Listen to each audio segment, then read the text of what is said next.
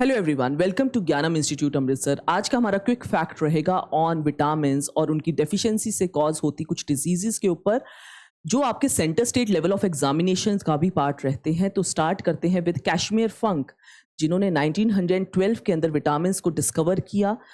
Vitamins are essential because they support metabolism, cell growth, and development and maintaining overall health of humans.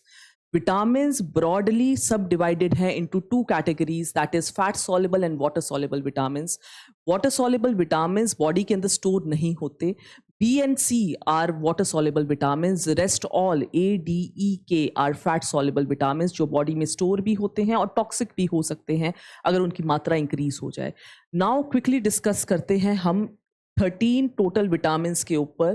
Total vitamins का number रहेगा 13, जिसमें B complex का number रहेगा 8 रहते हैं B complex के अंदर total vitamins.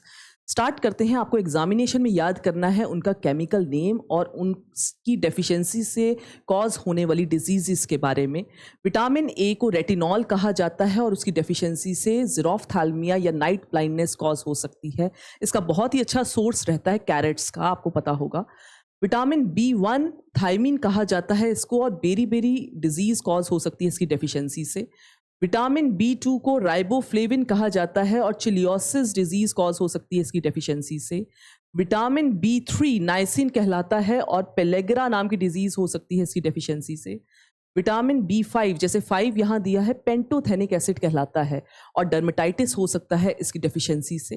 Vitamin B6 pyridoxine कहलाता है और डर्मेटाइटिस एंड अनीमिया कॉज हो सकता है इसकी डेफिशिएंसी से। विटामिन B7 इंपॉर्टेंट है, इसको विटामिन H भी कह दिया जाता है और इसका केमिकल नेम रहता है बायोटिन। तो आपने काफ़ी शैम्पूज एंड कंडीशंस में देखा होगा बायोटिन रिच, वो इसलिए कहा जाता है क्योंकि B7 रिच रहेगा वो।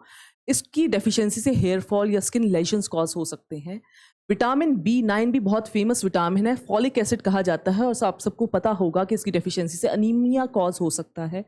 विटामिन B12 साइनोकोबालामाइन कहलाता है, इसके अंदर कोबाल्ट का भी एक कंस्टिट्यूएंट रहता है और इसकी डेफिशिएंसी से परनिशियस अनीमिया, जानलेवा अनीमिया हो सकता है। विटामिन B7 जो है ये बहुत ही इंपॉर्टेंट विटामिन है, करंटली बहुत ही न्यूज़ में रहता है, ध्यान रखें इन सारे बी कम्प्लेक्सेस में से। नाउ कम्स विटामिन C, जिसको अस्कॉर्बिक एसिड कहा जाता है और इसकी डेफिशिएंसी से स्कर्वी या ब्लीडिंग ऑफ गम्स हो सकता है। विटामिन D को कैल्सीफिरोल कहा जाता है और इसकी डेफिशिएंसी से रिकेट्स या ऑस्टियोमलेशिया हो सकता है। रिकेट्स बच्चों में होता है और ऑस्टियोमलेशिया एडल्ट्स में कॉज किया जा सकता है। विटामिन E, इसको टोकोफिरोल कहा जाता है और स्टर्लिटी हो सकती है इसकी डेफिशिएंसी से। विटामिन K को फाइलोक्विनोन कहा जाता है और इसकी डेफिशिएंसी से हेमरेजेस हो सकते हैं। क्लॉटिंग में विटामिन K हेल्प करता है। नाउ हम चलते हैं क्वेश्चन आपके एग्जामिनेशन में कैसा आ सकता है। Which of the following diseases is caused by long term deficiency of vitamin D। तो अभी हमारी बात हुई रिकेट्स जो है ये ऐसी डिजीज़ है जो बच्चों में होती है और विटामिन D की कमी से होती है। विटामिन D का एक बहुत ही अच्छा सोर्स सनलाइट रहता है, ये भी एग्जामिनेशन का क्वेश्चन रहता है। इसी प्रकार के इंटरेस्टिंग फैक्ट्स आपके एग्जामिनेशन का हिस्सा रहते हैं। For more such interesting facts follow ज्ञानम इंस्टीट्यूट अमृतसर।